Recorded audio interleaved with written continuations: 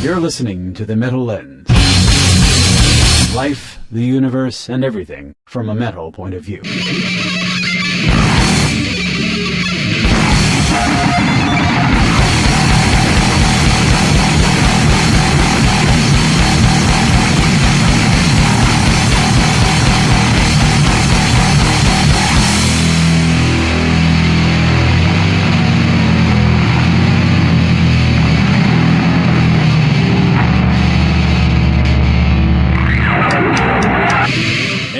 Back. Oh my God, are we ever back? And that can only mean one thing, folks. Well, it could mean two things, but we're going to focus on one of them. It's Friday. That's right. Welcome back to the Metal Lens, my friends. My metal friends. We, amid some of the, in lieu of some of the internet troubles we're having. Yeah. And believe me, we're kind of really in this stone age, as far as that goes, which that will get better. Yeah. I promise. Yeah. Coming soon. Yeah. Well, you know, I mean, everything happens in Seattle first and then eventually trickles down to Louisiana. So. I'm going to dig a hard line from the mainframe and pipe it right into the studio. There we go. What was that?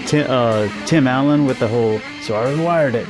Yeah. More Home power. Improvement. That's what it was. We watch that all the time. Oh, yeah. Well, because I don't have cable anymore. I just got that digital antenna TV. Yeah.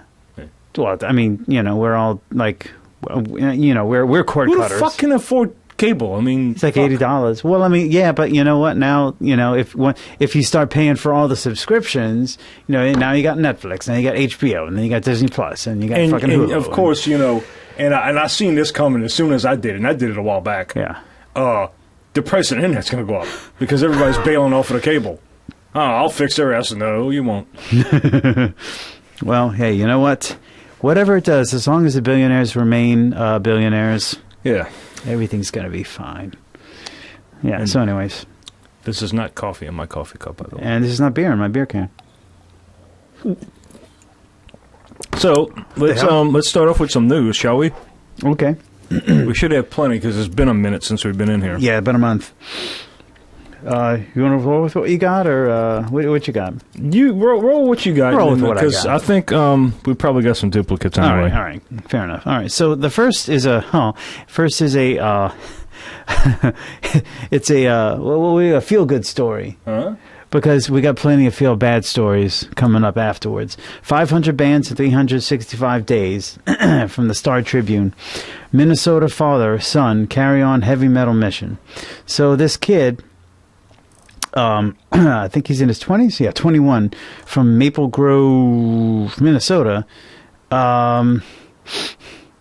Yeah, so he's got cerebral palsy, and so his dad takes him across the country, takes him to a whole bunch of metal shows. It's Iron Maiden, Metallica, Slipknot, okay, not the heaviest stuff, I guess. Yeah, but it's still pretty awesome. Pretty cool, yeah. So he's taking photos across the country. Looks like I'm not privy to any of those photos. Oh well, yeah. So there's our feel good story. For that's great. The if I end was of one of those January. bands, I would bring that son of a bitch on stage. Oh, dude, you know what? He'd probably be one of those wheelchair crowd surfers. You ever seen that shit? No. Oh God, What? I've seen a couple instances in history where some dude in like a wheelchair. Well, the fucking crowd just like picks him up and then starts carrying him on, like With the letting dude wheelchair? with the wheelchair and everything. That would hurt your fingers. God damn, dude! I would imagine so. Yeah, caught in one of them spokes. Oh God, yeah. Well, I mean, all kinds of things can go wrong. I would imagine, you know, especially. I mean, and we're talking. I think the ones that I saw were manual wheelchairs, not the electric ones. The electric ones are heavy. Right. Oh yeah, you know you can't pick one of those up. No. But yeah, that sounds like a recipe for disaster. But yeah, that does make me feel good. Yeah. Actually, you can pick up one of those electric ones, because I don't know if I don't know if you remember this. If you were even Rat in a Bucket played one time. Jeez, when you might not have been in the band. My wheelchaired boss at the time, Mario, came and saw the band play. I think this might have been before your time. Yeah, it was probably before me. Yeah. Anyway, they managed to pick him up and drag him up the steps at the Dixie Tavern. Oh. Because, the Dixie Yeah. Tavern isn't exactly, ADA compliant. The old Dixie. The old Dixie. God, what a fucking shithole. And okay, so now it's like some kind of Irish bar or something like that. Oh, the same location on Jeff Davis I and thought they tore that fucking piece of shit Canal. down. No, the building is still there, but it's not the Dixie. But on Vets in Metairie, there is a Dixie Tavern with an E at the end of tavern. And I got no confirmation of this, but I think it's associated somehow. Maybe the same owners. I don't know. I remember the owners being this couple of lawyers. I don't know. But anyway, whatever. It's obviously a pretty far departed from the original Dixie Tavern. Well, yeah.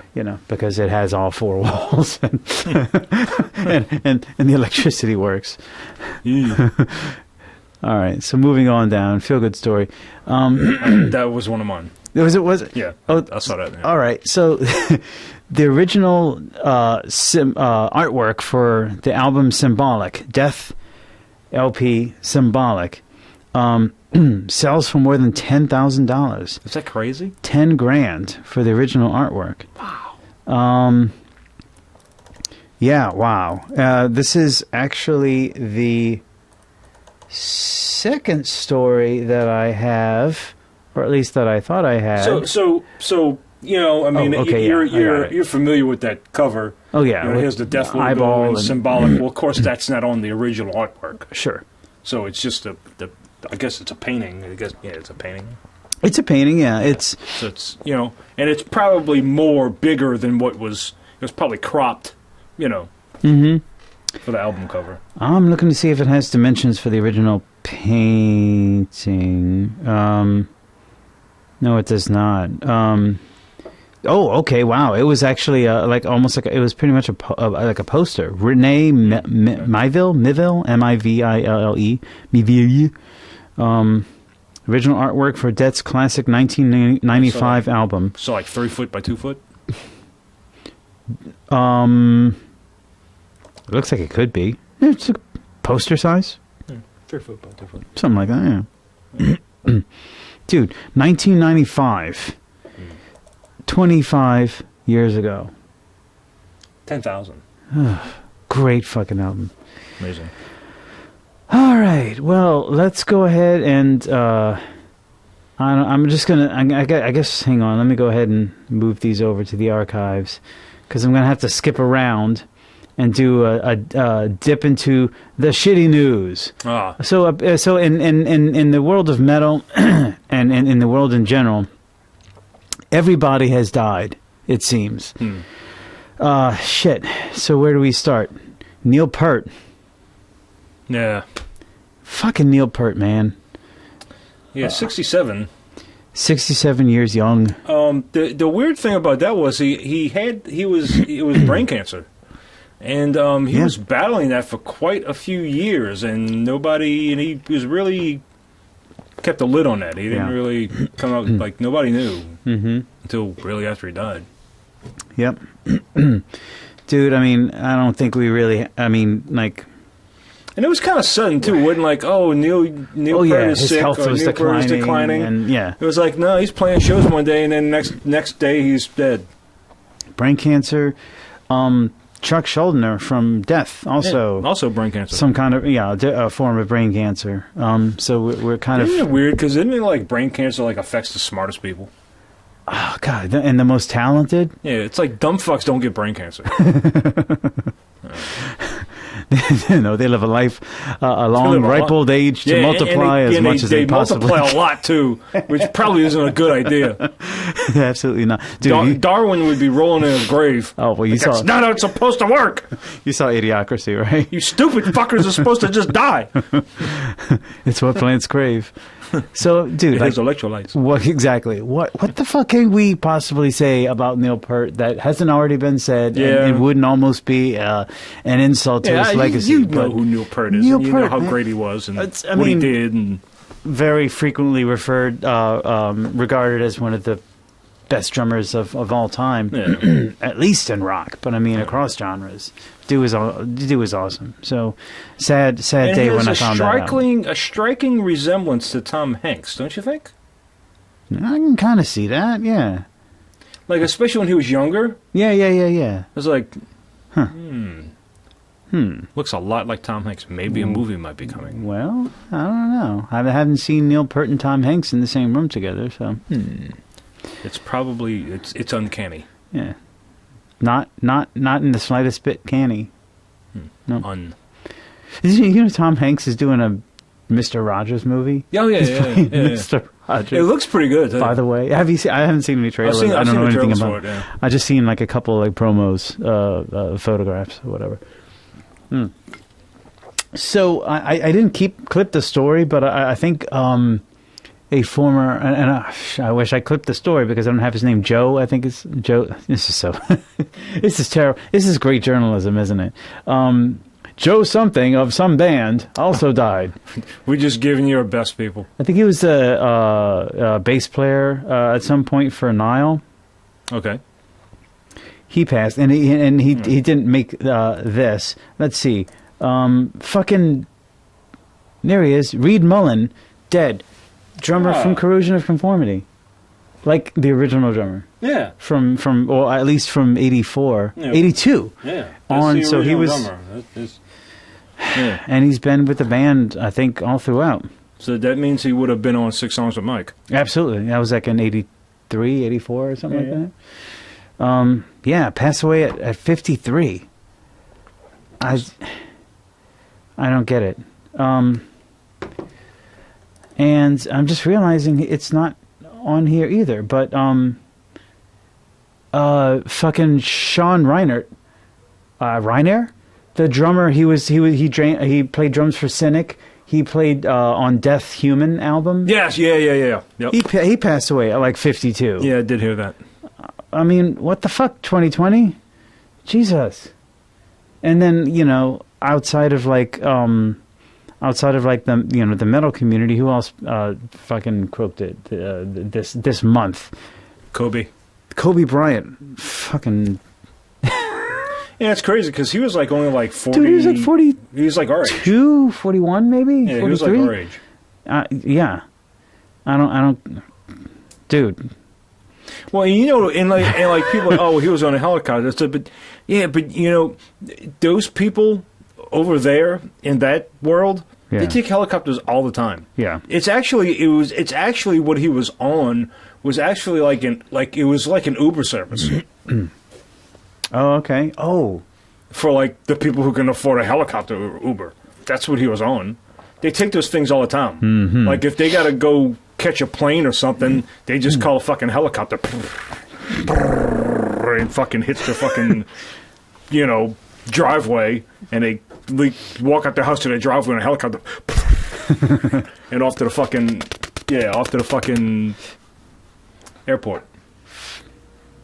Convenient. Yeah. So, I mean, they take those helicopters all the time.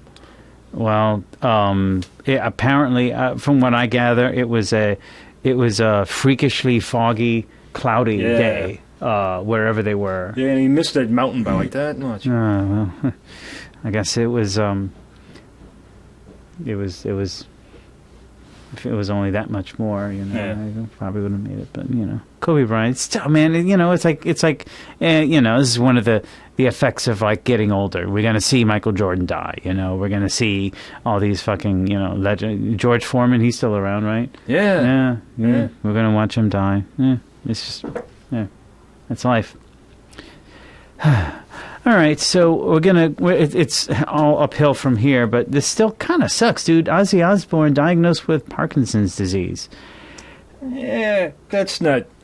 It's not a death sentence, I understand. Yeah, but that's not a surprise for anybody, huh? Well, Jesus, I mean, the dude...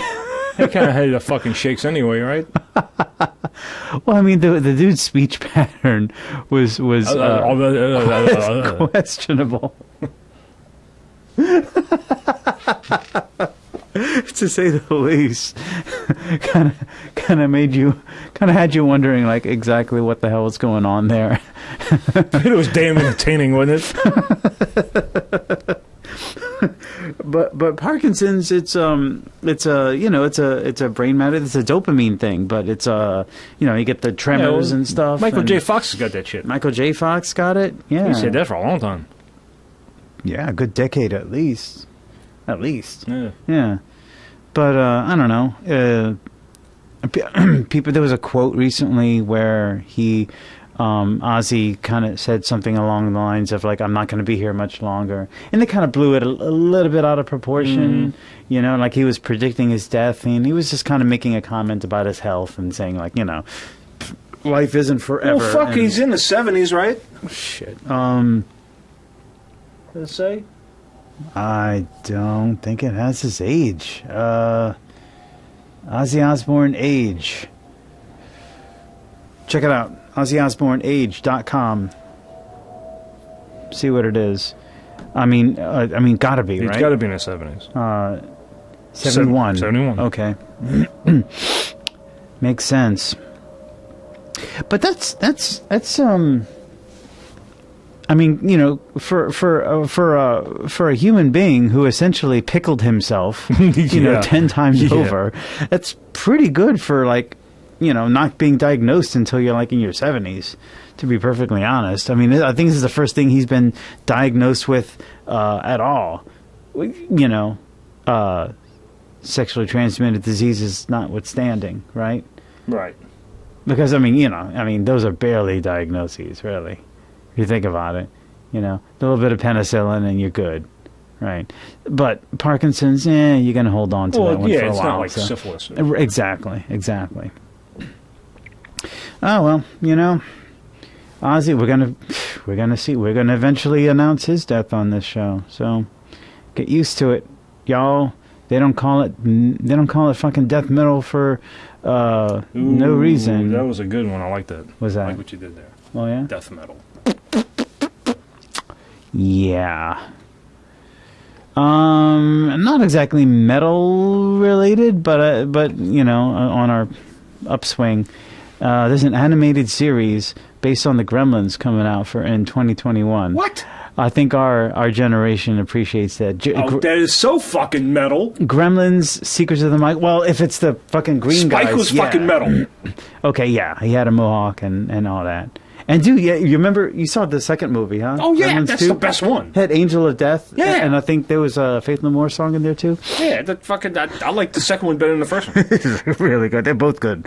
Yeah, okay, so let's see. I'm trying to get to set in the 1920s, this animated series. 1920s Shanghai, the series will tell the story of how 10-year-old Sam Wing the origins met the young Mogwai called Gizmo. Okay. An origin story, exactly. So that'll be cool. I'll watch it. That's fucking right. And that's going to be on HBO Max. All right, so $80. Here we come. There's another subscription service. I'll just pirate it. Yeah, but another thing you can do is like you can get the subscription for a month and watch it, and then That's true. It's not. That's not. I will give it to. I will give that to the the online streaming services. They it's non-committal. Mm-hmm. You know. I want to see this new Star Trek thing, the Star Trek Picard. Oh, Picard thing. I'll check it out for a season or two. I didn't really look into it. I heard it. And I wasn't really a Trekkie anyway, but. Well, yeah, but you know what? I mean, Patrick Stewart, he's still fucking rocking, man. Yeah. He's old as fuck, but he's still doing what he's doing. But this ought to be cool, man. Fucking Gremlins, Secret of the Mogwai, get a little bit of, backstory to these guys, It's not the most necessary thing in the world, but I mean, you know what? The Gremlins was cool, man. That shit when it come out in the 80s and all that. It was just fun as fuck. It was dark comedy, and it was, yeah, exactly. It was fun as fuck. That's a good way of putting it. There you go. Gremlins coming out 2021, HBO Max. Archive. All right, so going back to metal art. Suffocations Pierced from Within. This is from metalsucks.net. Suffocations Pierced from Within cover art has never looked the way it was meant to look. All right, so we've got... Okay, so the original artwork... And you might recognize the artwork. It's Pierced from Within. Well, it's actually a pretty apt painting. It's got a corpse hanging out in the middle, and it appears to be pierced from within. Spikes coming out from the inside, and there's a whole bunch of branchy, spiky, thorny. I always thought like the the spikier and sharper the imagery on a metal album, the cooler it was. In fact, I once had a sort of like an axiom that said, if in order to make a proper death metal band logo, it should be designed such that if you take the logo, turned it into a three-dimensional object, threw it at something, it should cause severe damage. Yes, if it causes severe them, damage, yes. It would hurt. It's a good logo, you know? Yes. So, like... I remember that. And I think it kind of peaked probably in my in my experience, at Obituaries. Well, sure, look at the Obituary logo. Well, this is Obscura. Obscura? But it's actually very similar, you know? And because if it you has threw that at somebody, it would hurt. Oh, my God, dude. If fucking, fucking ninjas from, like, Ito, fucking, whatever, Japan or whatever, had these things at their disposal, they would have been invincible. Yeah. Obituary! So, anyway, so let's see, your boy, I'm looking for his name, the artist, Hiro Takahashi. Sent the original painting to Roadrunner Records. Of course, like you said, it's just the art, Then they superimpose the logo and the album title and all that stuff. So the original painting is here, and I'll go ahead and put an image of that in front of us. All right. And then here's the album cover. Okay. It looks... I'm having to scroll here. It's very much yellow-fied. Yeah, they did some filter... thing. It looks like it's almost like they enhanced the colors. Yeah. It's greener than it was. So it was very blue, I guess, in the original painting. If this image here on the website has any degree of fidelity at all. Okay. But I mean, it's very bluish, and then you look at the album cover, and it's darker and it's green. How the fuck does shit like this make the news? I don't know.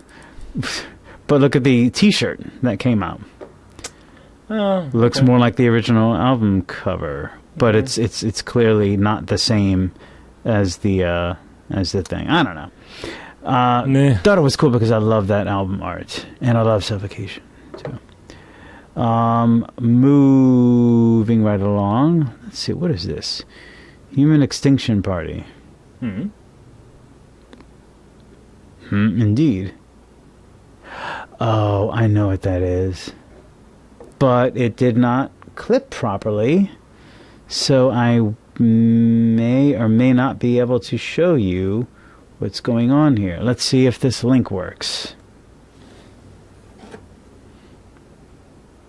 Let's see if it works. Yes, I think it's working. Okay, so another round of data bots. Yay! You remember this yes, thing? I do. This is the fucking AI heavy metal shit. And before they were basing off of the Archspire, some Canadian, I think a Canadian metal band. I'll give you 3 guesses who this is based off of. Just look at the fucking. Oh well, yeah. Okay. Yeah, Cannibal Corpse. So let's give it a listen, shall we? Let's see if our internet connection is strong enough. Come on, Databots, work with me here. Dude, it's really funny because you can tell, if you're familiar enough with Cannibal Corpse, which I believe we both are, you can tell that like this whole second is from this song, this whole segment is from this song, and so on. Oh, please, come on, work. Oh. Damn, you gotta check this out, though. Let me try refreshing it and see if it... I think having familiarity with the music makes it even more ridiculous sounding. Oh, there you go. Yep.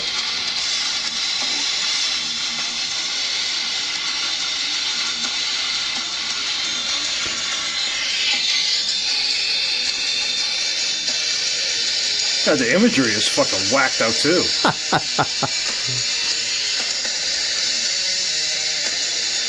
That's funny. You know what I mean? You know? That was so mutilated. I know. I don't know what the fuck this is.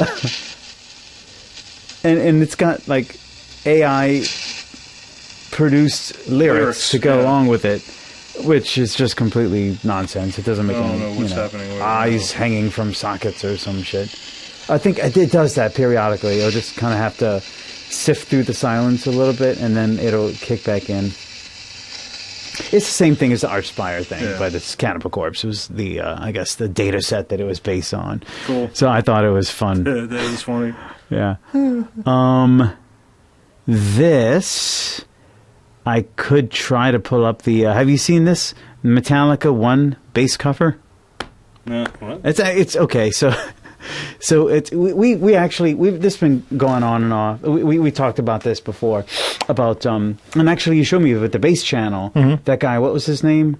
Oh, Josh Dubois. Dubois did an excellent job of playing bass, the actual bass lines over the over Injustice for All. But this I happened to find, and I just couldn't let it go. So this dude's, he puts a YouTube video. I'm going to do the bass, line for Metallica's One, and he never actually plays. Like it's like him, like he's he's just sitting there, like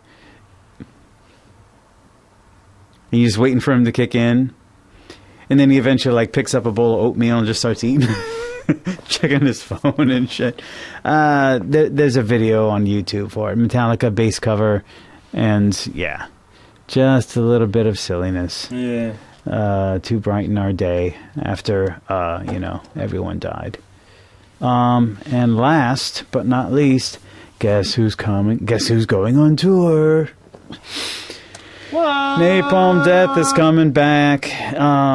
They're going on tour with Aborted, Tombs, and Verm. Verm. WVRM. Verm. They must be from Germany. Or Sweden. Or Sweden. Yeah, dude. The most vowelless metal band, or whatever. I'm not even familiar with them. Yeah. WVRM. Verm? I'm assuming it's Verm. But Tombs and Aborted? I don't think I'm familiar with them. Tombs. You've heard? Yeah, I've heard of Tombs too. Anyway, they're kicking off a tour. They got I think they have like a 2-song EP or something come out. But they're working on an LP if they haven't already completed it. So they got some new shit coming out.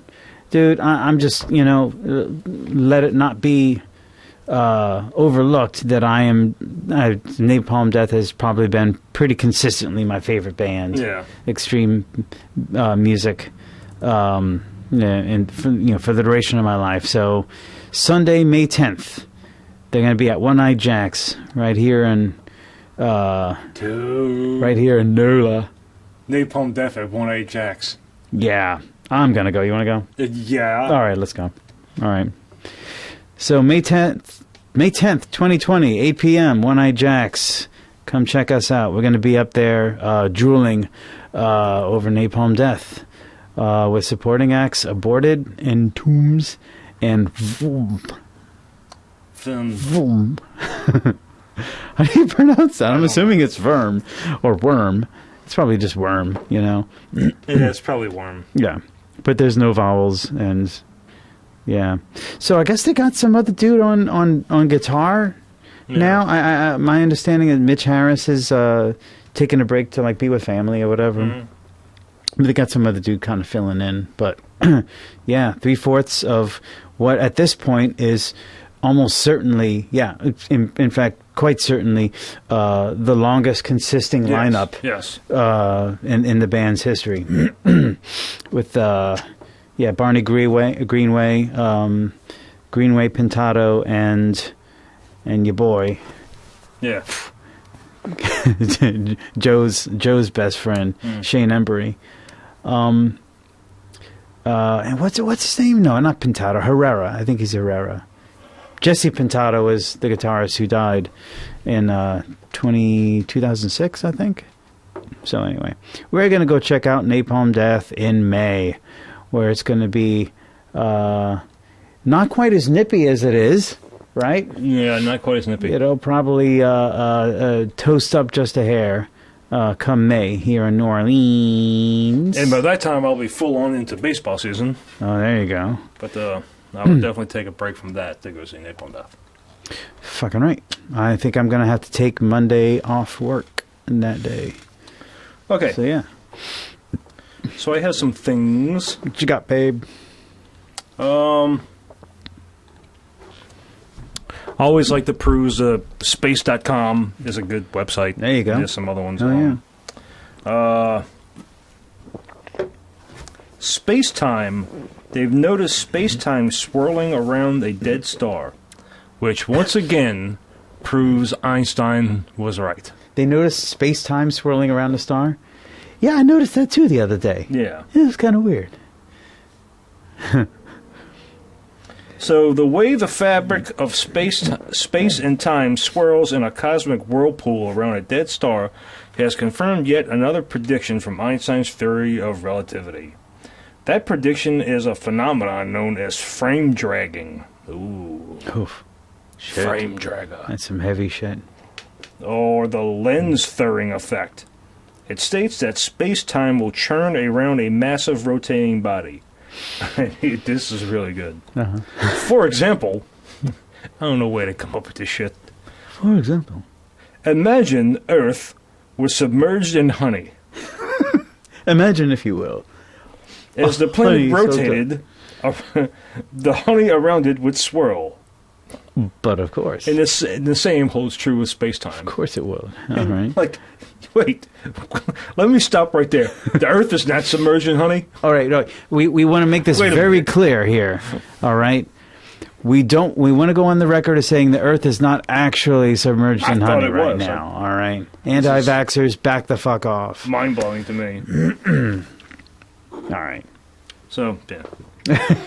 Well, cool. Thank you once again for, I think Einstein, so far, Einstein 20, everybody else. Yeah, zero. Doomsday. I mean, that's still our best explanation for the universe. Large scale and everything observable, Einstein, I think his legacy is well vindicated. Ah, yes. Have you heard of the Doomsday Clock? Are you talking about from The Watchmen, or is there an actual Doomsday Clock? No, there's an actual clock. Fuck. Oh yeah. There's an actual. Well, look. Look. You see right there. Look, there's a picture of it right there. See it? So like the Doomsday Clock? Yeah. The one and only. And to Iron Maiden, 2 minutes to midnight. 2 minutes to midnight. Oh shit! That's kind of what that refers to. Okay. So the Doomsday Clock is a symbol that represents the likelihood of a man-made global catastrophe, maintained since 1947. That's like World War II. Yeah. By the members of the Bulletins of Atomic Scientists. The clock is a metaphor for threats to humanity from unchecked scientific and technical advances. It has moved up. It is now 100 seconds to midnight. Oh, shit.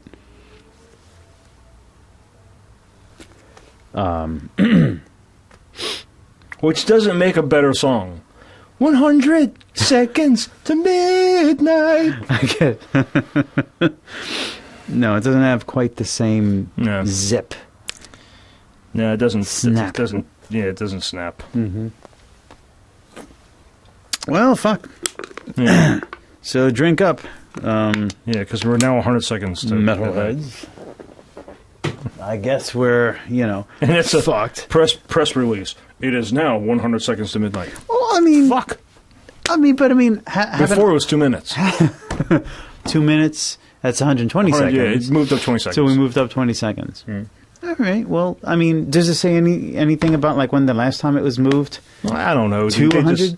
They got these idiots in front of this clock, and they had this little press conference, and they moved the. I don't know. They moved the hand of the clock. So it's really not that much different. See, it's from getting closer. The Groundhog's Day Ah, version of the apocalypse, oh, according to nuclear scientists. whatever. Okay. All right. So we had we had a Rock and Roll Hall of Fame thingy. And we had some inductees, which, like the previous years was very disappointing. So, I mean, I guess, rock and roll is a broad genre. Right. Some bands are more rock, some bands are more roll. Some bands are more like Whitney Houston. Yeah.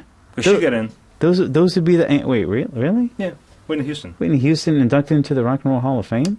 Oh yeah, and the Notorious Big. Oh wait, I'm supposed to say that B.I.G. It's B.I.G. Yeah, yeah. He got in. But Whitney Biggie, Houston. it's not rock and roll. I mean, I'm not trying to be like elitist or anything, but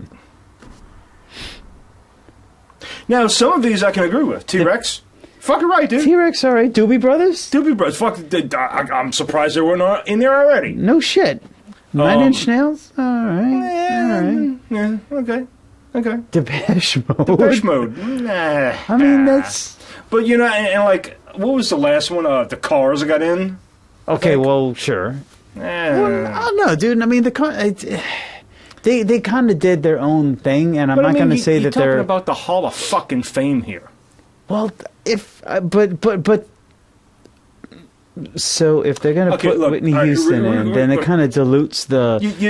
I relate almost everything to baseball. Okay, so like my favorite player of all time, Mark Grace, played first base for the Chicago Cubs. Ended his career with the Arizona Diamondbacks. Got his World Series ring. See you later. I retire. Had a fucking 15, 16 year career. Magnificent career. Beautiful. Nobody hit more doubles in all of baseball, in the history of baseball, or at least in the 90s, than Mark Grace. And that's pretty much when he played through the 90s. He came up in 88 to like 2001 or 2. That's when he played. Yeah. And nobody hit more fucking doubles than he did. Mark Grace? Didn't make the Hall of Fame. Won't make the Hall of Fame.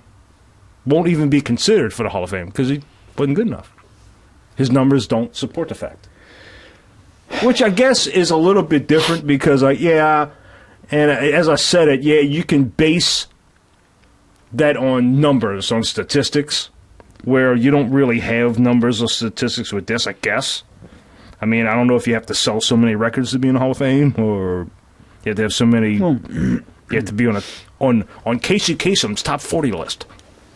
I don't know what the criteria is. I don't know if anybody does, and I don't.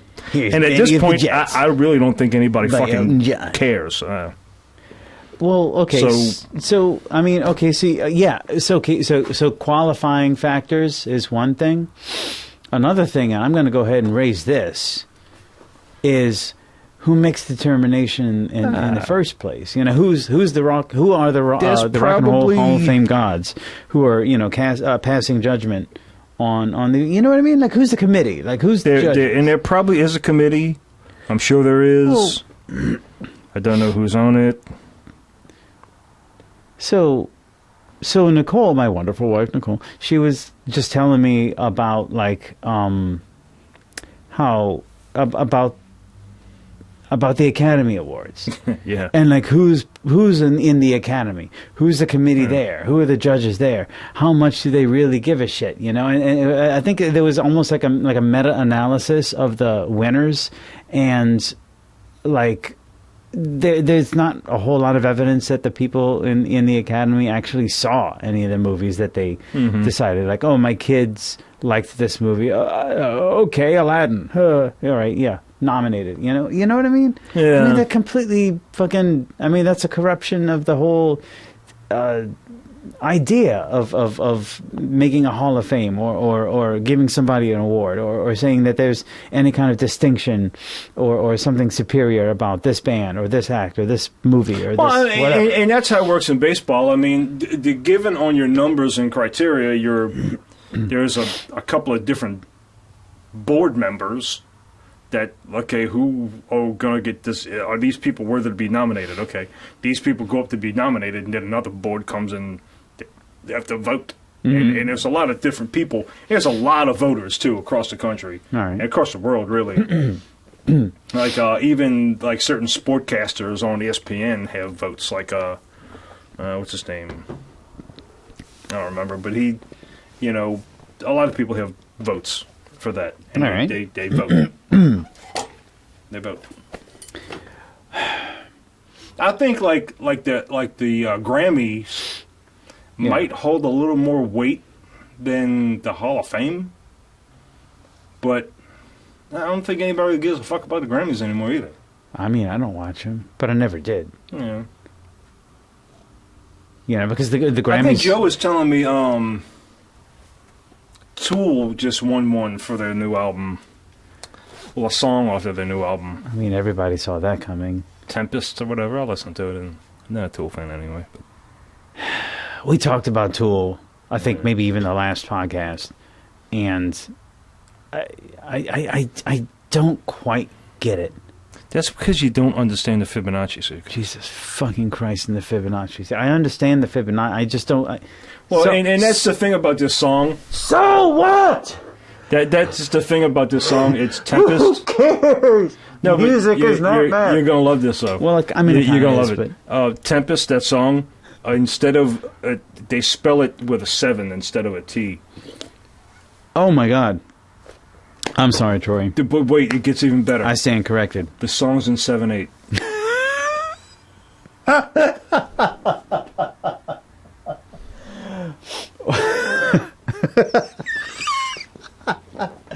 Well, that clinches it. Mind officially blown. give those men an award and you know a per diem. Man, fuck. And you know, I mean, we had to pass judgment. You know, recently, about a month ago, we did our own. You know, what was it? A 40? It was a top 40. Metal albums, and I mean, we had to pass judgment. We had to kind of mentally run filters. We had to we had to make a claim that this is the best album, and it was Rust in Peace. It was Megadeth's 1990 album, Rust in Peace.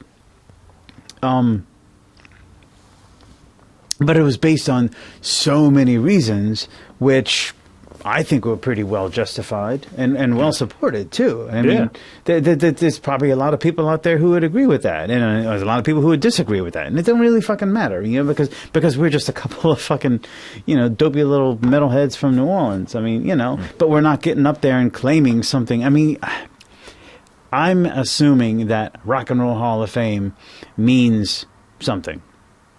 And maybe I shouldn't be, because you know what? Let's start an academy. Yeah, it's just get the Death Metal Hall of Fame, right? The Troy and Ramon Awards. That's right. we can call it like the I don't know, instead of the Grammy, I don't know. Can you imagine that Tom Araya and them? They're going, I got the Troy and Ramon Award. Thanks.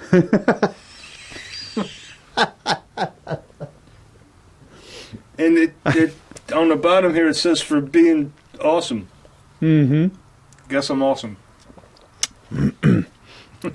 The only way that would ever work is if I were to, like, you know, try to blackmail him and, like, claim that I was like his illegitimate child. Because I mean, I do kind of have a bit of a is a family resemblance. So, all right, fine. Whitney Houston belongs on the Rock and Roll Hall of Fame because of all those fucking rock singles that she used to do. Yeah, you know, like fucking a cover of Shaka Khan's "I'm Every Woman," rock. I mean, and the funny thing is, it's actually not a bad song. You didn't miss that hit single, "You Slam Danced on My Foot, You Asshole" by Whitney Houston? was a big was hit. that Whitney? God damn, I thought that was Suicidal Tendencies, man. Shit. I better do my homework. All right. All right, god damn it. Fuck. Glenn Danzig. Okay, yes. His long... Glenn Danzig is a very busy fucking fellow, by the way. They've been putting albums out, even past 4. I know, even past 3. A lot of people didn't think they stopped at 3. Mm-hmm. Now, they put out Danzig 4, and it's a really good album. Mm-hmm. And there's like 2 or 3 after that. Skeletons or whatever, and that really sucks. But the Red Death Sabbath, that's really good. Okay. And, he put his Black Aria stuff and all that stuff. And he did, like, a little Misfits thing where he came back with Misfits and he did, like, some Halloween, October type of fucking dates and shit. And he's got, like, this comic book and stuff that he's a part of. Dude, he did, He did, like, a movie. A movie, yeah. It was like a crappy horror movie or something like that, yeah. Yeah, he's doing shit like that. And then there's, like, let's see. He's doing, which... Everybody's been dying for it, really. It's really no surprise. He's putting out an Elvis album. There you go. Danzig Sings Elvis Songs. That's what it's called. Yep. And they thought it was going to come out in 2019, but it got pushed back, and it will be out in April of this year. April 2020. Yeah. 420. And in case nobody really... and I mean... That's not anything. Yeah. If anybody doesn't know or whatever, if you go to let's see, Misfits and albums, Looking for the Elvis song. we're gonna go to Legacy Brutality. Okay. We go all the way to the bottom. Yeah, we're gonna go the to last song. American Nightmare.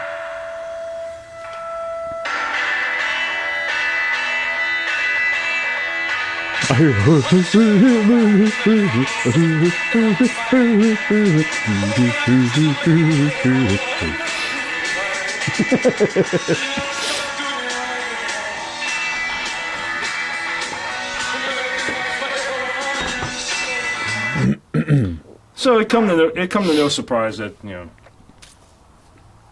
Hey. And I'm awaiting, patiently awaiting its release. The dude knew how to swing his hips. I will check it out. His evil Yes. hips.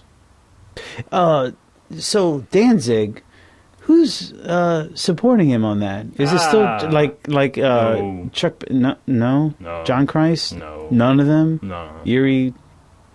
None of them. Okay. Whitney Houston. It could be.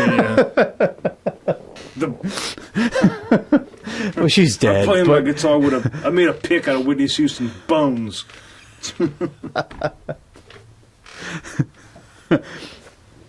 Pickney Houston, maybe. This pick is made out of Whitney Houston's vocal cords. That would be it. That would make for a fine legacy. Legacy of brutality.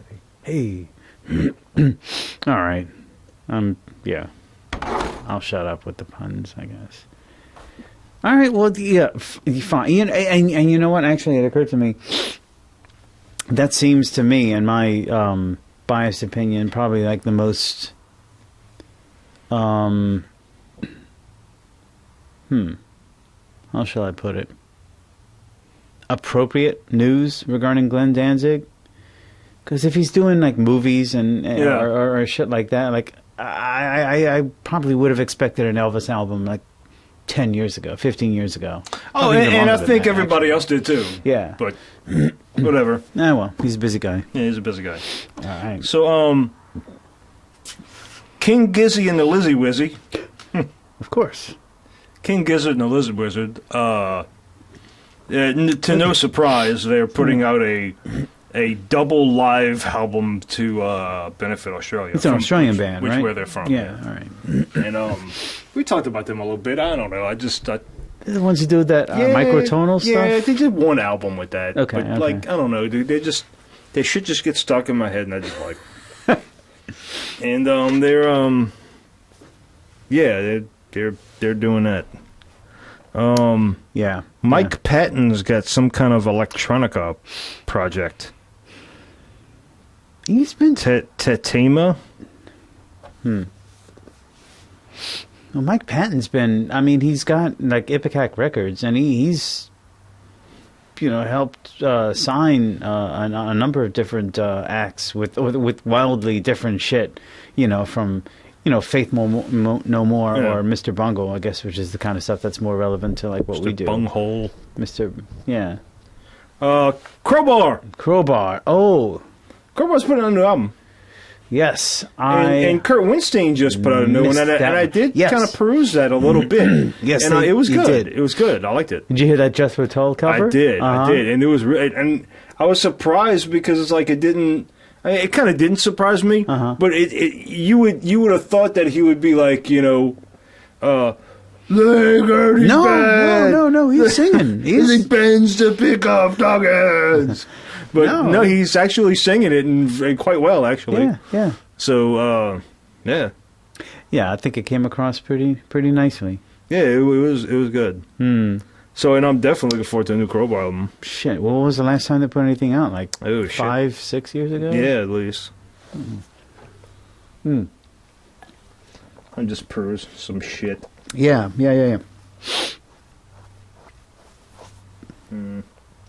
Looks like the end of it. Okay.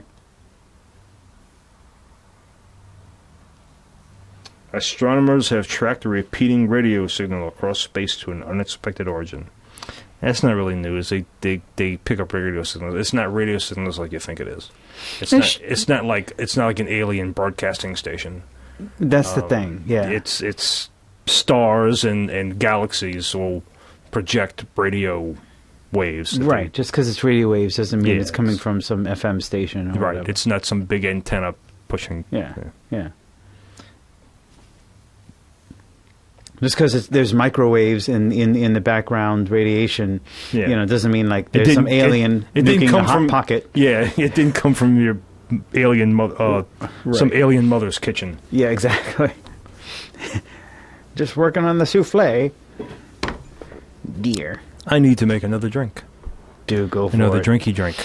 Do I go gotta for wake it. up. What are you doing tomorrow? Tomorrow, Saturday, Nicole's getting a haircut, and I'm probably going to be, I don't know, fucking around, maybe mixing some podcasts. I got so much shit to do. Yeah? I got baseball and Pinewood Derby and Oh, yeah. yeah. So I went there where they had the little Cub Scout stuff where my youngest one is in, and we work on the cars, and we've done rather well. When we walk in, everybody goes, "Oh fuck!" With the Pinewood Derbies? Yeah, Okay. because I polish my axles up to 2,000 grit. Dude, I polish my axles every fucking night, man. Yeah, I'm very good at it.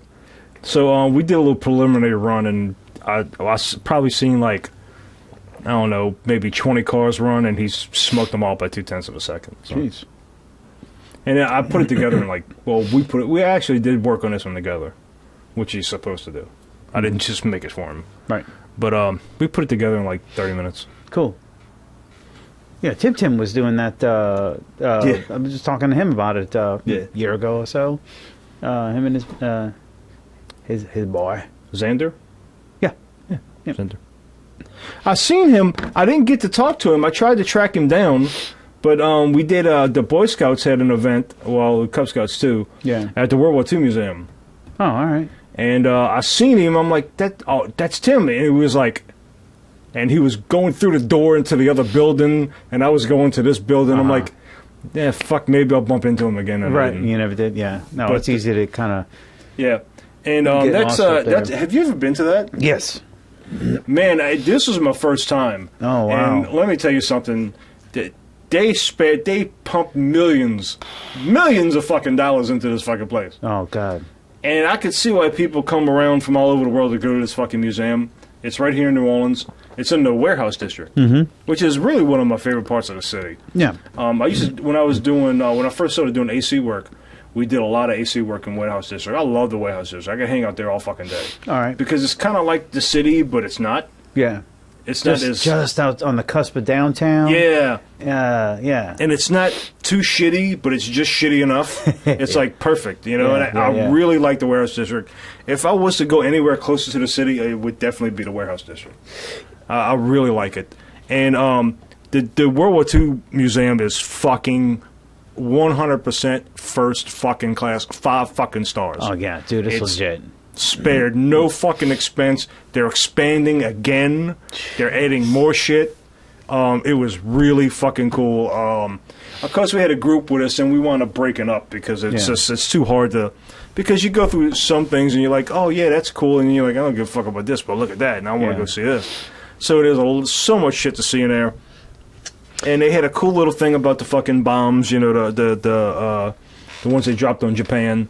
And that was a really cool section. And one of the coolest things was they had like a little, like a reproduction of a house, American house common to the 1940s. Mm-hmm. And like the wallpaper, oh my God. It was like this single print of like this flower. Repeated, like the same exact flower, repeated a zillion times in the living room. It's like, with the little old, you know, 40s fucking radio, no TV. Yeah. Even though they had TV by then, but you know, I gotta interrupt. They got over at the old Araby Marketplace. Yeah, you know that place up on St. Claude, little store. They got like an old radio like that. Yeah. Old tube radio, dude. It works. Yeah. They had it plugged in and shit, and it still works, dude. I was looking at it and just kind of geeking out. This is kind of cool to see old, like, vacuum tube electronics. Yeah, the coolest, I would tell you, the coolest thing about the thing was the kitchen. Uh-huh. Because, like, I even have a picture of it, I'll show it to you. They had a stove, like, and it was an electric stove. Mm-hmm. With the coils. Yeah. But there was no knobs. It was all push button. So each burner was 4 burners, and each burner had a row of buttons about this long. So it was like very high, medium, low, low, simmer, off. And for each burner, so 4 of them, and then they had this like analog clock in it and shit, and everything was made out of metal. Oh my and I God. got a small. I should have just. I didn't take very many pictures because I got to go back. But like, so like that's the controls for the stove. Jesus. Oh God, love it. And like the thing that was the craziest thing was about the kitchen is nothing was made out of wood. Everything was made out of metal. Everything. Mm-hmm. Like even like by the sink was like a farm sink or whatever, but the cabinets underneath was metal. The drawers were metal. The little table on the side where you sat and ate was painted, that like enamel painted metal. Yeah. With the big aluminum like binding around the side. Yeah. That's what everything was. Everything was made out of metal. Fucking very appropriate for the show, I would say. Yeah. Yeah. and it was just cool as shit. It was like, wow, look at this shit, man. This is a 1940s kitchen. Dude, that might be new. I don't remember seeing that when I went. It might be new. They're constantly adding shit to that place. Shit, man. They're just fucking pouring money Nicole into and that I were fucking just place, talking man. about this, dude. She was like, oh, you want to go back? I'm like, it's kind of pricey, but I absolutely I think want to we go would back, go. and I will go Now I'm back. thinking And we about got it. a really cut rate. Because all the boys got in for free. We got in for $10. Oh, fuck. But I would like to go back, but I'd want to go back by myself.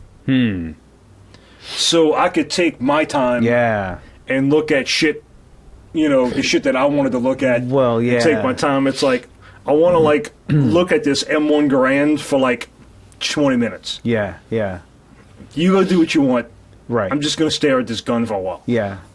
See, we were kind of able to do that because there's just the two of us. Yeah. But, dude, I mean, this is 4 years ago-ish, so something like that. And, man, and it was my first and only time there. But, dude, it was heavy. Yeah. I don't know. I mean, I don't know really what part was like. I mean, they had the whole Nazi propaganda section up there. And then they had the whole... And in different spots, they got films, little short films. Yeah. They only run for like maybe 2 minutes, maybe. and they'll just repeat and repeat. But do they have the thing where you follow the guy? Oh yeah. When you first go in, there's this replication of a rail car. The train, and you go into the train, and it doesn't take long. Yeah. And you get this card. It's called a dog tag. It looks like a dog tag print on it. Yeah, and you go to different stations, and you could tap it on a thing, and it reads it, and you. Yeah. I didn't really worry about that. The kids wanted to do that, so we went and got our dog tags, but we didn't really follow it because every time there was so many kids, every time you went to a station, there was kids at it already. It's like, right, fuck it, right. But I would really like, because like they had the parts with the Jeeps and a lot of the artillery that we just kind of like went right through, and I didn't get to see a whole lot of that stuff. So I really like to go back and just. And literally, if you did that and really took your time, and you were kind of somewhat into World War II, it like opens at like 9 or 10 and stays open till 5. You will be there for that long, and you may not see everything. Yeah, wow. Yeah. Okay. So I think especially if you stop and have lunch, or you take a break and you go to the soda shop.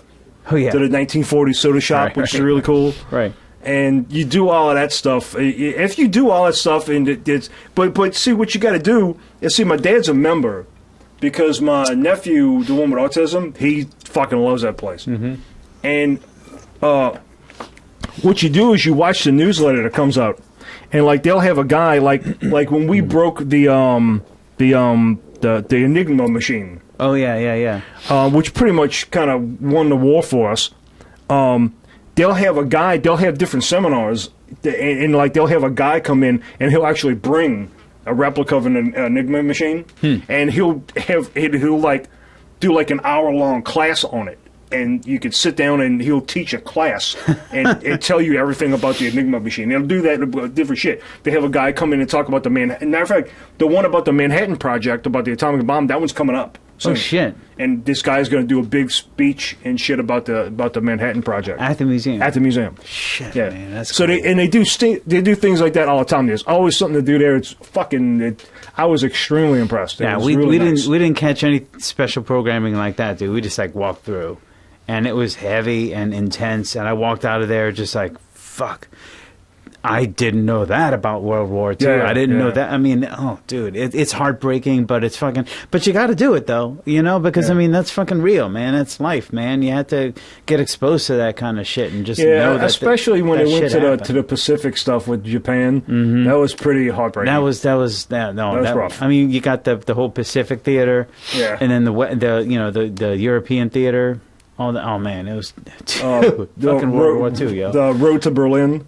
Oh God, yeah. So, oh dude, and then they had the whole that little room that had like the fucking like Hitler's Chinaware, shit like that. Yeah, I'm like, oh my God, Jesus. It's crazy. It's crazy. But yeah, definitely.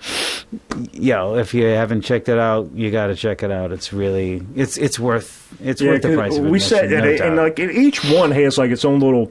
You got a couple little things that they'll project onto like the wall or whatever, and they'll just show like it's a short little movie. It's not like something you sit down and watch. You can easily just walk into the room and catch it and stand there and watch the whole thing. Yeah, 5-10 minutes, something like that. If they're even that long. Yeah. If they're even that long. Okay.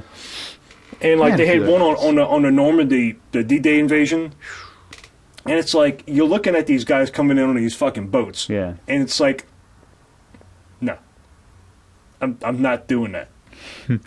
No, that's fucking stupid as shit, and I'm not. How would you like to be the first guy in line when they drop that fucking front on that fucking P-boat? Talk about piss your pants, at the very least. This is fucked. I'm not doing this. Yeah. You motherfuckers are stupid. So crazy. Yeah. They just mowed them fucking guys down like just nothing. Dude, fucking war is hell, man. It was, and you really got a grasp of that at that place. It was really cool. Yeah. I enjoyed it. I will absolutely be back. But I will go back by myself. So I can take my time and soak it all up, man. Soak up just what I want to soak up. Yeah. That dude, that you know what, that makes me want to like listen to a whole bunch of Bolt throw. Bolt throw, exactly. Yeah, totally. Yeah, for real. Just listen to some Bolt throw. And like if I had that like on the iPod, like in the 19 war shit. Yeah, like during that time, I'd be like, get out of my way. I'd be pushing people out of the way and just eat all the bullets and spit it back at them. Well, those guys were into all those old war games and shit, dude. And in fact, the guy who did the old Warhammer 40K artwork, he's the same one who did the album covers for the early, like, Cenotaph.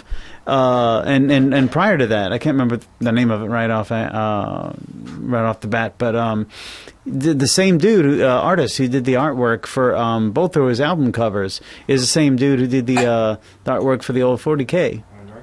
Not right now. I got a couple more beers to run through, and these folks haven't been entertained enough yet. So, no, I actually have no idea what we're going to talk about moving forward. But no, totally check out the World War II Museum. How much time we got? We're at about an hour. Yeah, a little over an hour at this point. Okay. Yeah. All right. Bring that something. I'm going to go ahead and crack a tube.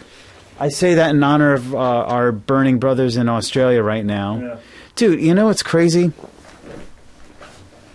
Not just the fact that Australia has been on fire, but like, dude, I was just at the dentist.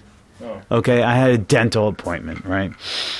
And I was talking to like the hygienist, sweet lady. Mixing up a cocktail.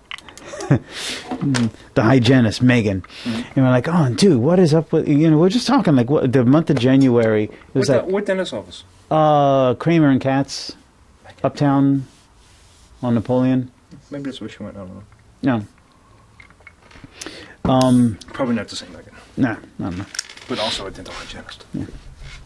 The Surely they can't be two. two Megan hygienists.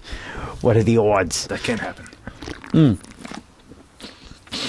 we were just talking about like, oh man, why is this month taking so goddamn long? Why does it seem like it's been forever?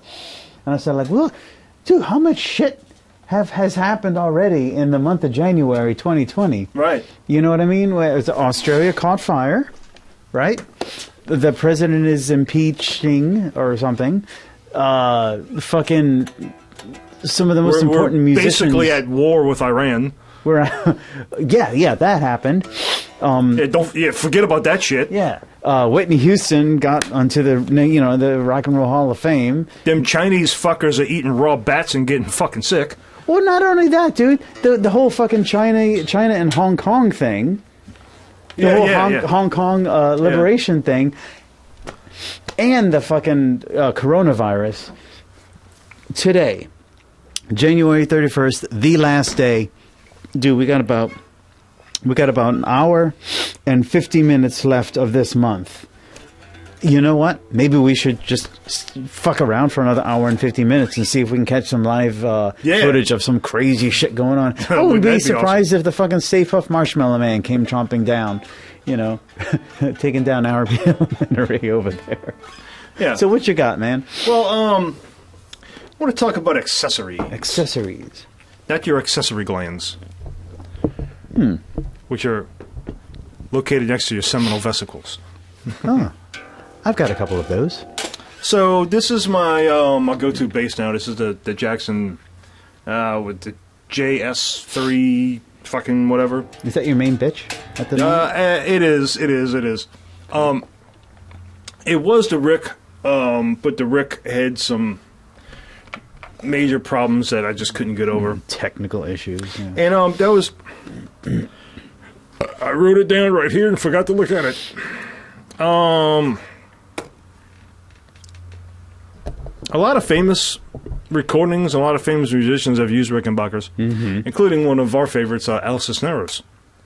And lo and behold, and I will pull up a picture for you because it's very beautiful, and I know you'd like to see it. Al has got with the people from Rickenbacker and put out and Al Cisneros' signature Rickenbacker. Huh. And I thought it was very funny when it came out because, lo and behold, it addressed all of the fucking problems with a fucking Rick. So, What are the odds? yeah, right? So I'm trying to get a full picture of it. That's not it. That's him with it. Well, that's close enough. That'll work. Do you need Do you need the headstock and everything? No, that's different. So, Oh wow. there you go. And I should pull out my Rick, I guess, but it's in the case. So a typical Rick, I mean, the pickups are pretty much in this spacing. And the first thing he did was, you got your regular pickup, and then you got the treble pickup, That which neck has pickup that. is way low, huh? Well, that's what I'm getting to. Yeah. And it has that cover over it. Yeah. And I keep the cover on it. A lot of people take the cover off. Al kept his on. Mm-hmm. I don't find it an issue for me. But what he did was he moved it back. He butted the neck pickup like right to the bridge, and subsequently moved the neck pickup closer too. And both of them are treble pickups. So people who know Ricks, there's the treble pickup and the bass pickup, the neck and the bridge. Yeah. Well, it's two. He did rid of the bass the bass pickup. It's two treble pickups, both with covers, and he moved them down closer to the bridge. And now let's get to the bridge. The fucking bridge on a Rickenbacker is the most ignorant fucking shit known to man. It's fucking stupid as fuck. Looks cool, but it's fucking dumb. So, there's no individual saddle adjustments. And to intonate the motherfucker is like a fucking pain in the balls. God, I can imagine. So what he did is basically went to the hip shot replacement. That's been out for years. The hip shot puts out a replacement bridge for the Rickenbacker with individual saddle adjustments, very easily intonatable, and all these other great, beautiful things that a normal bridge would have. And that's basically the hip shot bridge, is what it is. Actually, it's not, but actually, he can do string spacing. Okay. So you can do string spacing on this one, too. I don't think you can do that on the hip shot. But basically, it's what it is. And plus, he's got a little thumb rest. He's got a little thumb rest right up here where he likes to play, up here on the neck. Because he actually plays,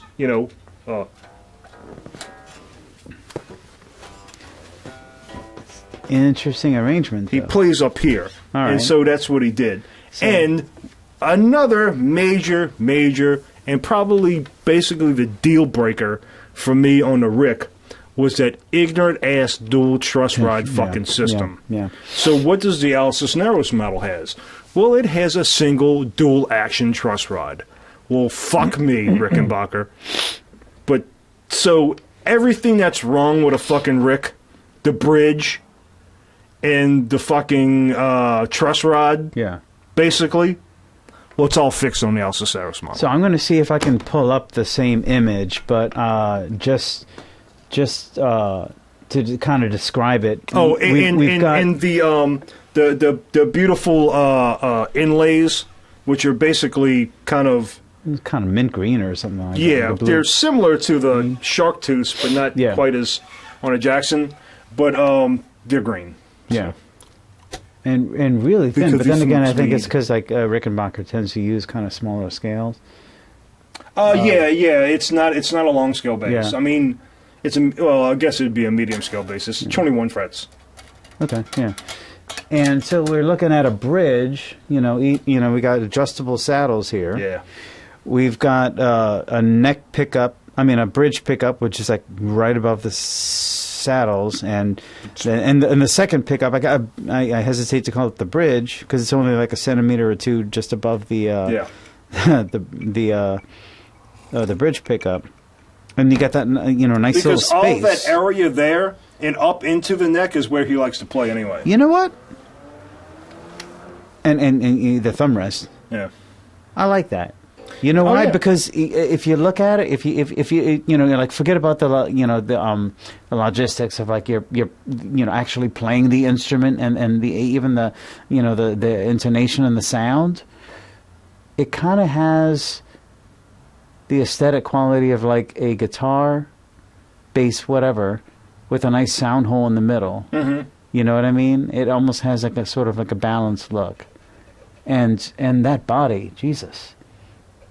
Well, That's a pretty shape, and what kind of wood is that? Yeah, well, Is that, that's the walnut, it's walnut.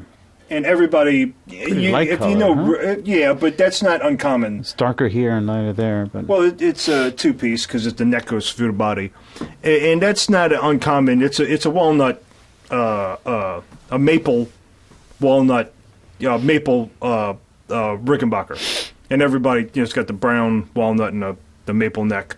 Mm-hmm. And it does the same thing on the headstock, the walnut and maple, which is a common rick.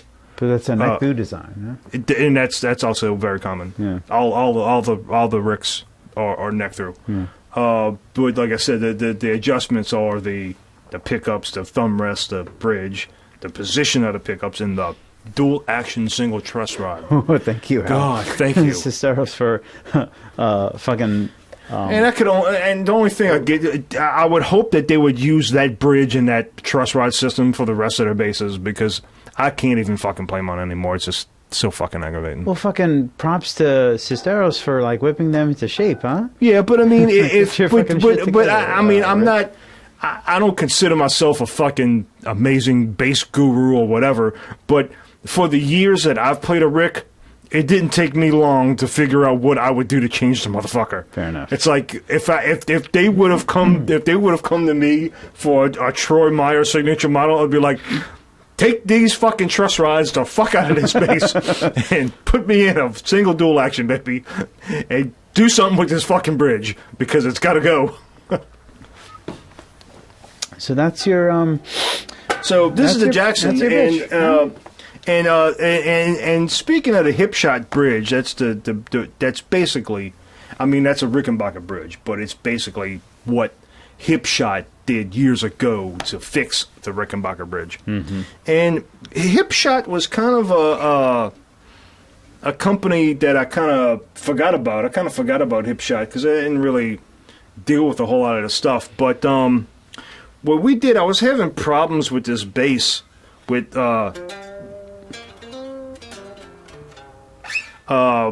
buzzing up here. Mm-hmm. No matter what I did with the neck, I gotta look at this fucking shim I got in here. I got like almost a 3/16 fucking rosewood fucking shim in that motherfucker. Oh shit! And I had to get it up, Yeah. so I could allow for the curvature of the neck, because most modern guitars, if you don't notice, are not. This is a compound radius neck. Okay, it's 12 here and 16 here. Yeah. And what that means when you go in a radius, with a radius of the neck, it's the curvature of the frets, yeah. Right? So what that means is, if you was to take the fret and make a circle, like if it was to come here and make a full circle, mm-hmm. It would be like a 12-inch circle. Mm-hmm. Down here it would be a 16-inch circle. So as the frets around the 12th come down, this is a full scale of 24, they get flatter. The neck gets flatter. So, to fix my problem, and most of them have what they call a leader, a takeoff. Shit. A takedown neck, or whatever. A fall off. Fret fall off, that's what it is. The frets should be level. But in most modern guitars and basses, around the 12th fret, they'll start to taper down to give room, especially for fill scale, to give room for the vibration of the string on a relatively, I mean, most of them have about a 5 millimeter, some up to a 6 millimeter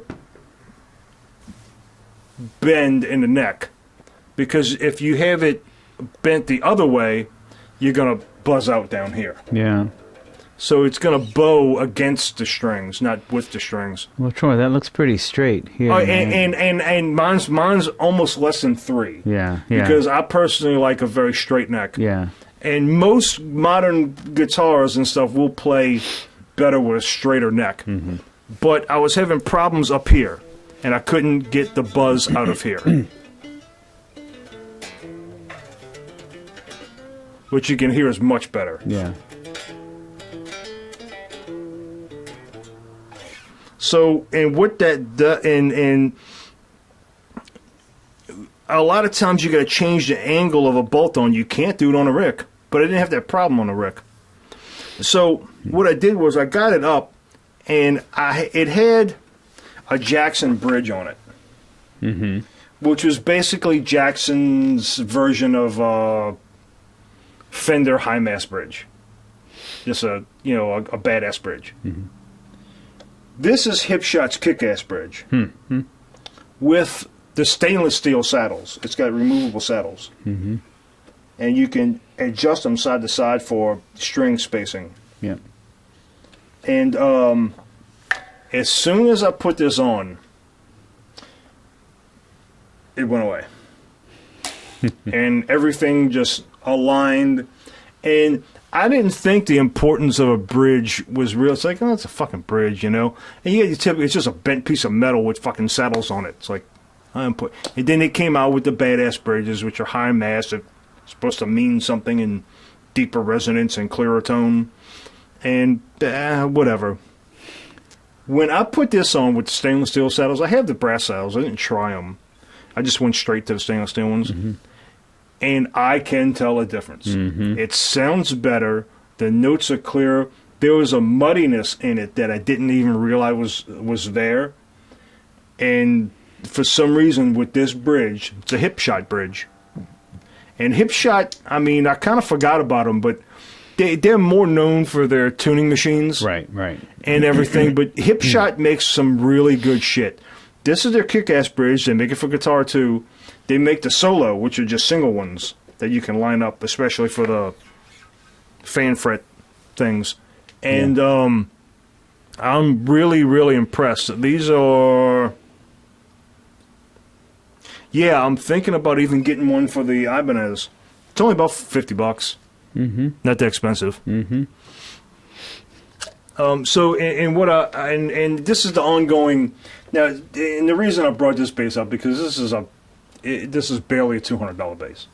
Okay? Mm-hmm. The first thing I did was I changed the controls. Because I had a typical jazz setup. I fucking hate it. Which means you got a volume for this pickup, a volume for this pickup, and a master tone. Oh, that fucking irks me. Because when I want to kill my bass, I want to go and kill it. I don't have to go and fucking do some shit or whatever. Mm-hmm. You know, when I want to kill it, I just want to kill it. I want to master volume. So I go master volume, blend. And this is indented in the middle. So that would be neck, that would be bridge, that would be both, and a master tone. I've done that to all my basses that didn't have it. Except for the Rick, but I didn't use the bass pickup on the Rick. I only used the treble pickup anyway. Mm-hmm. So yeah. And don't forget to point out that little toggle switch. Yeah, which is kind of, this is just an on-off switch. I added it. It's a stutter switch. Stutter switch. I don't really use it. Buckethead does. Yeah, Buckethead does. It was cheap and it was easy to install, so I just threw it on there. It's kind of cool to fuck with, but you know, for bands and stuff, and I don't use a stutter switch. I just threw it on there just because, and it looks really cool being there. Anyway, with bass, it's not the kind of thing that you're going to really like. It's more for like a solo instrument. That kind of feature, you know what I mean? I have to say you can't. So I finally got something. I'm going to change the tuners to locking tuners. That's a good idea. I've never had locking tuners. Mm-hmm. I like the idea of them. Mm-hmm. I think they're going to work great. And I found some Spurzels. Spurzels seem to have the best ones. Yeah. I didn't really find the hip shot ones. Now, if you're going to get a detuner or a extender, they call it, for a drop D or whatever, you can actually do it to drop C, whatever you want. You can adjust the screw. I have a few of them.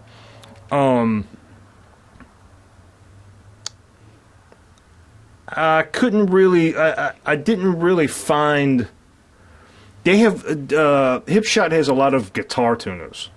I didn't really find a whole lot of bass tuners, especially locking ones from Hipshot. But the Spurzels are very, very nice. They look really good. Mm-hmm. You can just look at them; they look like a good piece of German engineering. Mm-hmm. So those are on the way. Cool. Dude, I love those locking tuners, man. Yeah, I've never used them. I've never had a guitar with them, but I could see how I'm going to really enjoy it. Well, using as a guitar player, we change strings pretty damn frequently. And especially and with fucking with so this thing, quicker. As many times as I've taken these poor strings on and off of this fucker, and as many times as I've pulled the neck off of this fucking thing to get it right. Yeah. So it's just, it's a lot of different things you can do to get a $200 fucking, I wouldn't say a piece of shit bass, but it's not an expensive bass. It's $200. Yeah. And for another 50, 150, maybe another $200, I'm going to have a serious fucking player here. Yeah. Maybe not even $200 because this was very cheap. The controls were very cheap. I'm thinking about maybe the last thing I may do is change these pickups because these are awesome Jackson pickups. But the thing about pickups is you never can tell. Like you can get that crappy like Sears guitar that it just has this overwhelmed as fuck pickup that's just loud as hell and is just fucking amazing and that no one will ever make ever again. Mm-hmm. So the pickups aren't really killing me, so I don't think I'm going to mess with the pickups. But man, this Hipshot bridge has really, really made a huge difference in how this bass plays and sounds. Mm-hmm. And I did not believe it. And I was kind of on the fence. They had a couple of really... They had that Babbage full contact design with the rolling cams on it. Yeah. They had this Ray Ross thing that there's just a peg. There's 4 pegs, and the ball or the string goes right up to the peg. And something about the downward force was supposed to be so amazing and stuff. And I went to Talk Bass, all his forums, and a lot of people were like, no. That's retarded. So I decided on the Hipshot bridge, and I'm really glad I did. It was a drop-in replacement because anything with the 5, it's basically a Fender basic setup with the 5 screws. Mm-hmm. Anything like that has the 5 screws is drop-in. Yep. Took 5 screws out, pull that on off, put this one on, put the 5 screws in, done. It's on. Simple. Drop-in replacement. And I think I finally got a player. I can hit those.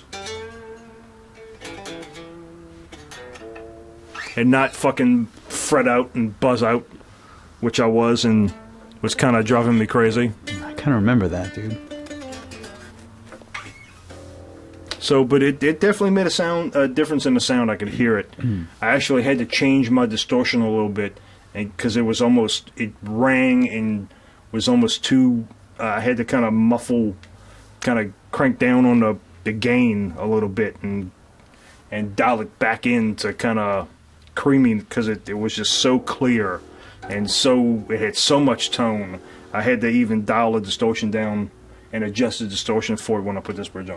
So when you said there was a muddiness, was that like note to note or string to string? Both. Interesting. Flowing from, and I can hear the difference when I'm.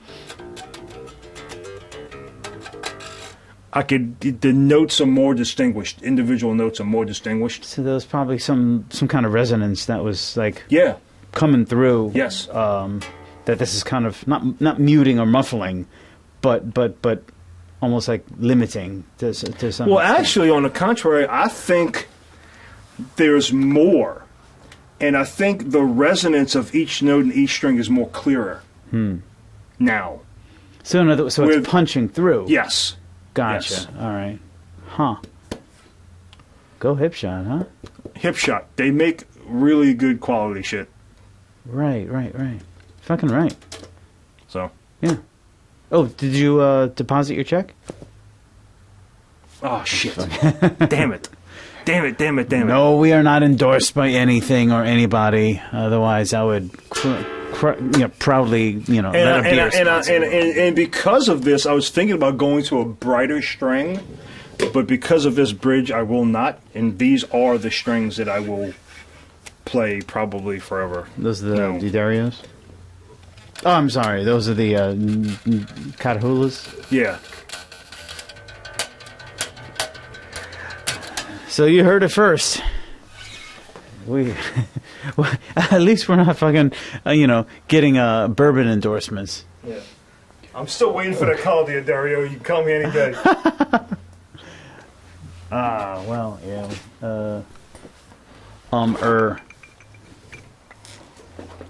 Beer. It's what's for breakfast, lunch, and dinner. It's especially good for lunch.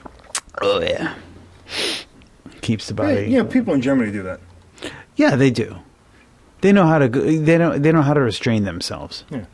And they also have reasonable work. Oh, then again, Oh yeah, I've never worked in Germany, so. I got a new pedal. Uh-oh.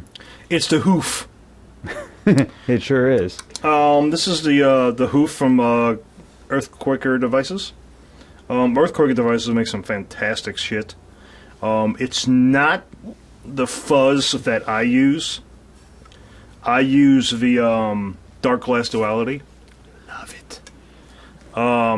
This is also a very good fuzz for guitar and bass. This is the first version of this pedal. The second version of this pedal is called the Cloven Hoof, and it's silver.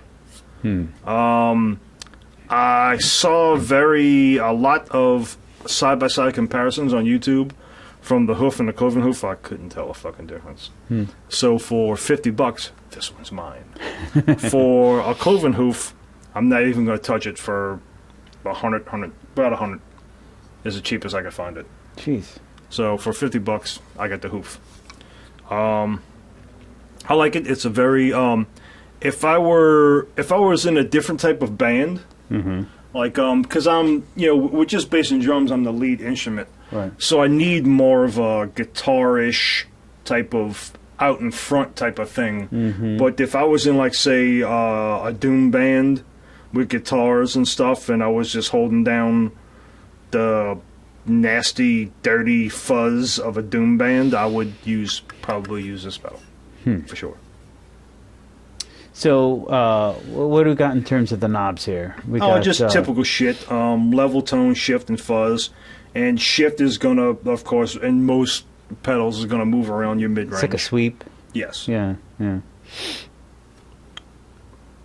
Which is pretty much the same as what the Duality has. Okay. But the Duality has, well, actually no, because it doesn't have a shift button. It has two types of distortion that it blends together. That's why they call it the Duality.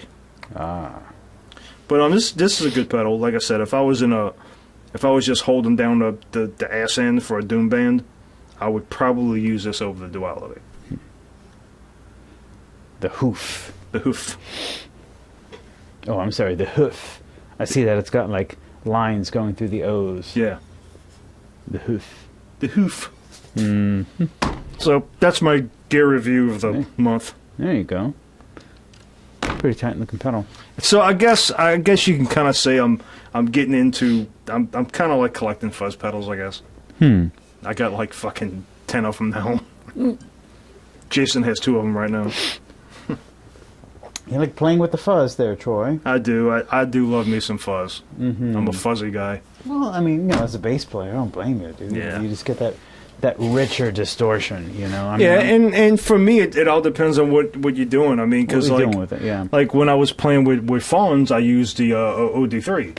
I used the Boss Overdrive because it kind of gave it kind of frappiness, kind of analog, kind of brown, that kind of frappiness, kind of distortion on the when I kill the tone on the bass. Yeah. And that's kind of what I needed for that. Mm-hmm. And so, I like a fuzz wouldn't have worked with what I was doing with that. It wouldn't have. Yeah. No, if you push a lot of the stuff was a little too melodic for that. Well, if you push a lot of tone through a lot of those boss kind of distortions, you get like a clanginess to it. I don't know, maybe that might be what you're describing. Yeah, you know, it's like a clangy metallic tone, which is great tone for like certain things. I guess Brutal Truth comes to mind, but you kind of overdoing it for like other things. You know, you want to kind of be a little bit more subdued, I would imagine, in the the frequencies, the spectrum range that you're trying to kind of play with. I think fuzz is a great idea for for certain guitar applications, but for bass, generally speaking, you know what I mean? Yeah, it has its limitations, especially when you're dealing with effects. Like I constantly struggle with that wah pedal, and that bad horsey, that Morley takes the fuzz the best. It just does. Yeah. I still can't make it scream, but it is what it is. Yeah. I think it does just enough what I need it to do with the heavy, because I mean it's not a light fuzz that I use. It's a heavy fucking fuzz. Okay, so like when I go up high, like even like solo notes, I go up high. It's got that push that fuzz has, and that's the tone that I love. I like that. That's what I like about fuzz. When you go up high, it's got that push to it that the distortion's not gonna have. It can't have it. It's all about the fuzz when it comes to that. I think in order to like kind of regulate the tone, you're gonna wind up having to like do a lot of like signal splitting and crossover dividing and shit like that. You know what I mean? Yeah. It you're kind talking of about a very complex. It kind of is a nightmare rig at that point. It kind of because I've showed my pedal board before, I believe. Yeah. Well, I don't know if I showed the pedal board altogether, but I think I've showed individual pedals that I use. Yeah, the components and all. I gotta roll my tone up. I normally keep I keep the tone rolled up, but that's why I like that setup with the control knobs, because I keep it in the middle for my basic tone, and then when I hit the wah pedal, I gotta roll to the treble pickup, to the neck pickup, to get that wah pedal to scream a little bit, capture the right amount. Well, you will be. So we're talking about frequency. Yeah. Coming up in March. Yeah. So you will be able to see this demonstrated live on March 28th at Sully's. At Sully's in historical Chalmette, Louisiana. Yeah. Be there or be square. The Battle of 1812 was done here. There you go. Yeah. I'll be there. Along with, who is it? Room 101. Room 101. Which, don't look it up. Have you looked at it? Yes, please don't. Because there's like 840 Room 101s that are going to come up. Oh, Christ. I don't know. Apparently it's a very common, and I don't know who, I might even know the guys in Room 101. I don't know who they are. I have a funny feeling I know who it is. Really? Yeah. Because there's this one-man band thing that keeps coming up. Yeah. Room 101 one-man band. Yeah. But I don't think it's them. No, it's not. I don't think it is. It's somebody else called Room 101. I think I know who it is. I'm just confirming my suspicions here on the Snake Earler. Snake Earler, brah. Snake Oiler. Let's go listen to Snake Earler, brah. Say, brah. It's Chalmette, man. Dude, I heard them dudes in Snake Earler's a killer, bro. Because that's how all of us talk down here. You go to the surrounding parishes, the surrounding counties, and they all think that that's what we talk like. Well, fucking drunk pillheads. That Snake Earler's killer, bro. That Snake Earler's gonna bring the fucking horse Me and Duty. to the stage, Me and Duty. brah. Me and Duty. We started some meth and went and seen them last week. It was killer, bro. We ended the night at Layman's, brah, and that shit was We had some fucking off oyster the hook. shots. Oyster shots. Duty puked on this girl's shirt. Duty. Fucking Duty, man. If I ever meet the fella... Dude, I swear, I don't know. It was probably on my old phone, but I don't have it. Did Duty exist? There is a Duty. God, I don't think I have it. Let's see, Joe. I sent it. That's it. What? I don't know what they sound like. I like them on. This is fucking Al Hodges' band. No way. You're playing with Al Hodge. Dude. Fucking right, dude. That's awesome. I am absolutely going to be there. So Al Hodge from... Oh, see? Fucking Tungsten. Oh, that's why. It's ONE-O-ONE. -0. Yeah. According to the Facebook page. Oh, yeah, so that is a 0. Yeah, that's right. ONE-0-ONE. See, we were doing There's your problem, 101. Room 101. There's a ton of them. Okay, I didn't know it was 101 like that. If Dr. John, the Meters, and Black Sabbath had a baby, this is what we would sound like. All right, fucking right. Fucking Al Hodge. Fucking right. That's awesome. I had a feeling that was it, man. Dude, I ain't talked to fucking Al. I haven't seen him in years, man. That's a legend, basically a legend in St. Bernard. Tungsten. A metal legend. Tungsten. They were huge in Europe. They were huge in Europe and St. Bernard Parish. We played one of our first real shows. The VFW, man. With Al at the VFW hall, and we fucking killed it. Dude. We pretty much walked Al off the fucking stage. when we got done, Al fucking came up to us and was like, "You motherfuckers, I gotta go on after that." He was very fucking slay. Sean was on. Dude, me and Sean, he had like a little pint of fucking old granddad whiskey, and we're fucking slamming it, and we're behind it, and we're slapping each other in the face, getting fucking pumped up. Now, granted, we're like 20 years old. Yeah. Okay? And we just fucking, and he's hitting me, and we're fucking getting pumped up, and Sean goes absolutely berserk. We didn't know how Sean was going to act. And he's grabbing fucking girls by the fucking pussy and fucking punching people. Wow. It was fucking insane. People were going fucking nuts in the VFW hall in fucking Araby, bro.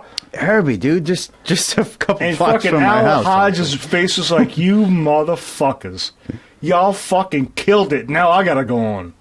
Well, they did go on, and they played a hell of a show themselves, dude. I missed that shit. Wow. All right, dude. It's on. And we've been good friends with Al Hodge ever since.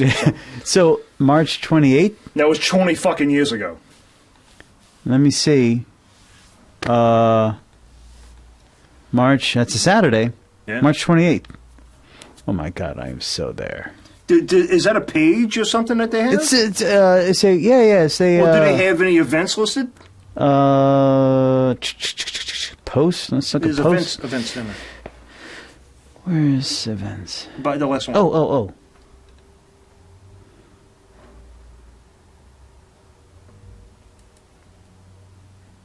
No, not at the moment. Okay. Jason just texted me about it, so you might. Yeah, they might still. He's not even probably, but I mean, he. But that's not how he put it. You know what I mean? Because I'm just going by like how he wrote it. Like that's how he wrote it. Room, you know. Oh, okay, gotcha. Room 101, 101. Yeah. 328. All right. So frequency, room 101. Good old Al Hodge. Fucking right. Wow. The radiologist extraordinaire of St. Bernard Parish. All right. This is going to be cool. Yeah. Dude, you ought to bring the video camera. Especially with Al, something's going to happen. He's going to fucking light farts on fire or something. Dude, I think that's the last time I seen Al Hodge. What was that? Was at Birdmasters lighting his own farts on fire. Really? Yeah. I think that's the last time I seen him. Oh. Yeah, I guess he left a fucking impression on you then. That's great. I hope Cheers, it is. Al. Yeah, I hope it is, Al. That's good. All right. I suggest we we call it a night. Yeah, what are we at? Fucking 4 fucking hours? 103 minutes. Oh my gosh. It's not quite February yet, but I'm not going to. Hey, we tried to make it. We tried to make it. Yeah. Where the fuck is my mouse? We don't have that There it much. is. We don't have enough beer.